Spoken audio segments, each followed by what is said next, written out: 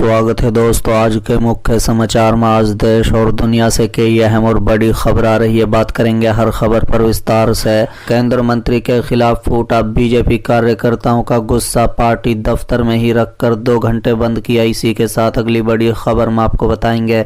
दिल्ली में Congress screening committee की बैठक, कमलनाथ बोले 100 सीटों पर हुई चर्चा, अभी नाम तय नहीं। एक और बड़ी अपडेट, पेरिस में राहुल गांधी का बड़ा बयान, बोले इंडिया गठबंधन से चिढ़ती है सरकार, इसलिए बदलना चाहती है देश का नाम। तो चलिए देख लेते आज की पहली बड़ी खबर। केंद्र मंत्री के खिलाफ फूटा बीजेपी कार्यकर्ताओं का गुस्सा, पार्टी दफ्तर में ही रखा 2 घंटे बंद। दरअसल दोस्तों, केंद्र शिक्षा राज्य मंत्री सुभाष सरकार को मंगलवार को अपने ही संसदीय क्षेत्र में अपनी ही पार्टी यानी भाजपा कार्यकर्ताओं के गुस्से का शिकार होना पड़ा। बता दें कि पश्चिम बंगाल के बांकुरा में गुस्साए भाजपा कार्यकर्ताओं ने उन्हें बीजेपी कार्यालय के कमरे में करीब 2 घंटे तक बंद कर दिया। बाद में पुलिस के हस्तक्षेप के बाद मंत्री को वहां से निकाला जा सका।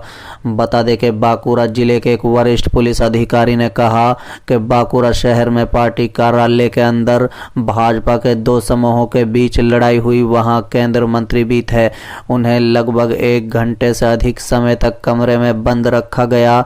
हमें एक फोन कॉल आई, जिसके बाद हम मौके पर पहुंचे। वहां मौजूद भीड़ को तितर बितर कर दिया गया और मंत्री को बंद कमरे से सुरक्षित बाहर निकाला गया। बता दें कि बांकुरा से बीजेपी के सांसद और केंद्र की नरेंद्र मोदी सरकार में शिक्षा राज्य मंत्री डॉक्टर सुभाष सरकार मंगलवार की सुबह जिले के पार्टी कार्यालय में एक बैठक करने पहुंचे थे, लेकिन गुस्साए पार्टी कार्यकर्ताओं ने उन्हें पार्टी कार्यालय के कमरे में बंद कर दिया। कमरे के बाहर बीजेपी कार्यकर्ताओं ने केंद्र मंत्री के खिलाफ नारेबाजी भी की। बताया जा रहा है कि इसके बाद पार्टी के 2 गुटों के बीच हाथापाई हुई। केंद्र मंत्री ने इस घटना के बारे में बांकुरा में मीडिया कर्मियों को कोई जवाब नहीं दिया। एचडी ने भी उनसे संपर्क करने की कोशिश की, लेकिन उन्होंने कॉल का जवाब नहीं दिया। दूसरी तरफ बीजेपी प्रवक्ता समीक भट्टाचार्य ने कहा है कि ये एक बहुत ही दुर्भाग्यपूर्ण और अप्रत्याशित घटना है। पार्टी के पास पूरी जानकारी नहीं है। पार्टी निश्चित रूप से मामले में हस्तक्षेप करेगी और जरूरी कदम उठाएगी। बता दें कि भाजपा कार्यकर्ताओं ने आरोप लगाया कि सरकार एक तरफा फैसला ले रहे थे, जिससे जिले में पार्टी के संगठनात्मक ताकत कमजोर हो रही है। उधर टीएमसी नेता जयप्रकाश मजूमदार ने कहा कि वर्तमान में भाजपा के भीतर कई गुट हैं, पार्टी अपनी पकड़ खो रही है और राज्य में हर चुनाव हार रही है।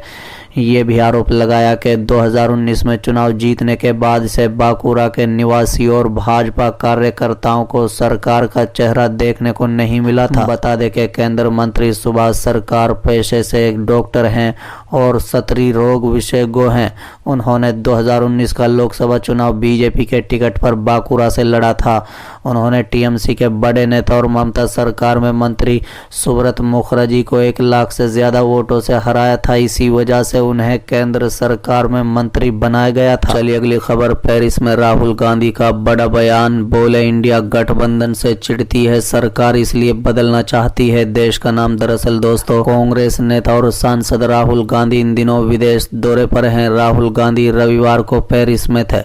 यहाँ पर एक कार्यक्रम में राहुल गांधी ने आरोप लगाया कि भारतीय जनता पार्टी यानी भाजपा सरकार देश का नाम इसलिए बदलना चाह रही है क्योंकि वो हमारे गठबंधन के नाम से चिढ़ती है। बता दें कि फ्रांस के पेरिस में भारत और इंडिया के सवाल एक कार्यक्रम में बोलते हुए राहुल गांधी ने कहा है कि इंडिया दौड़ इस भारत कोई समस्या नहीं है।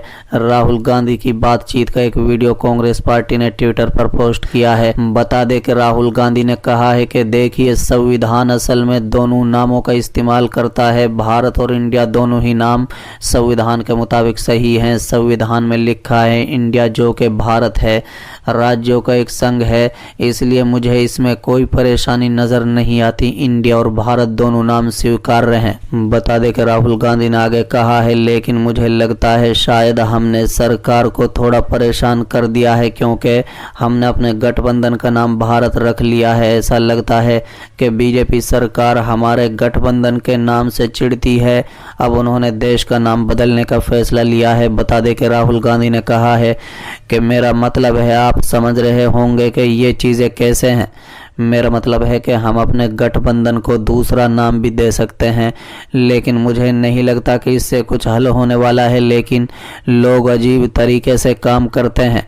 राहुल गांधी ने कहा है कि महत्वपूर्ण बात यह है कि हमारे गठबंधन से जुड़े दलों को राज्य की आवाज़ सामने आनी चाहिए। आज के समय में किसी की आवाज़ दबाई नहीं जा सकती। राहुल गांधी ने आगे कहा है कि मैंने गीता पढ़ी है, उपनिषद पढ़े हैं और कई हिंदू किताबें भी पढ़ी हैं। इस आधार पर मैं कह सकता हूं कि बीजेपी जो करती है उसमें कुछ भी हिंदूवादी नहीं है।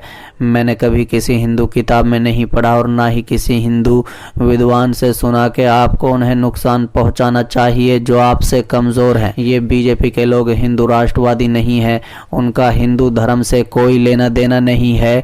वो सत्ता पाने के लिए कुछ भी करते हैं। राहुल गांधी का आज ओस्लो में कार्यक्रम था। चलिए अगली खबर। दिल्ली में कांग्रेस स्क्रीनिंग कमेटी की बैठक, कमलनाथ बोले 100 सीटों पर हुई चर्चा, भी नाम तय नहीं। दरअसल दोस्तों, आगामी मध्य प्रदेश विधानसभा चुनाव को लेकर मंगलवार को नई दिल्ली में कमलनाथ के आवास पर कांग्रेस स्क्रीनिंग कमेटी की बैठक हुई। बता दें कि मध्य प्रदेश के पार्टी मामले के प्रभारी रणदीप सुरजेवाला ने स्क्रीनिंग कमेटी के सदस्यों के साथ बैठक की।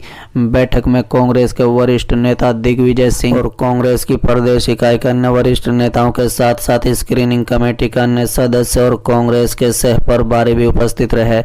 देर रात तक चली बैठक के बाद सुरजेवाला ने कहा कि कांग्रेस पार्टी ने औपचारिक रूप से लोकतांत्रिक प्रक्रिया शुरू कर दी है। बैठक में कई मुद्दों पर चर्चा हुई। ये एक सख्त प्रक्रिया है, ये 1 या 2 दिन में खत्म नहीं होगी। उम्मीदवारों की घोषणा पर सुरजेवाला ने कहा है कि केंद्र चुनाव समिति अंतिम फैसला लेगी। उन्होंने कहा कि स्क्रीनिंग कमेटी के बाद ये मामला केंद्र चुनाव समिति के पास जाएगा और केंद्र चुनाव समिति ही अंतिम निर्णय लेगी। बता दें, मध्य प्रदेश के पूर्व मुख्यमंत्री और कांग्रेस प्रदेश अध्यक्ष कमलनाथ बैठक के बाद मीडिया से बात करते हुए कह रहे थे कि 100 सीटों पर चर्चा हुई, लेकिन अभी तक कोई नाम तय नहीं हुआ है। हम बुधवार को फिर से इस पर चर्चा करेंगे। मध्य प्रदेश के लिए कांग्रेस स्क्रीनिंग कमेटी के अध्यक्ष भावर जितेंद्र सिंह ने पुष्टि की कि कमेटी के बुधवार को फिर बैठक होगी। साथ ही उन्होंने कहा है कि सीटों पर चर्चा हुई, बुधवार को भी बैठक होगी। अभी तक किसी सीट के लिए नाम तय नहीं हुआ। मध्य प्रदेश में इस साल के आखिर में विधानसभा चुनाव होने हैं। अब चुनाव में सिर्फ 2.5 महीने ही बचा है, इसलिए कांग्रेस ने चुनावी तैयारियां तेज कर दी हैं। कांग्रेस सत्ता में वापसी की कोशिश कर रही है। बता दें कि चुनाव से पहले कई बड़े वादे भी किए गए हैं। राज्य में सत्तारूढ़ भाजपा ने पिछले महीने ही अपने उम्मीदवारों की पहली सूची जारी की।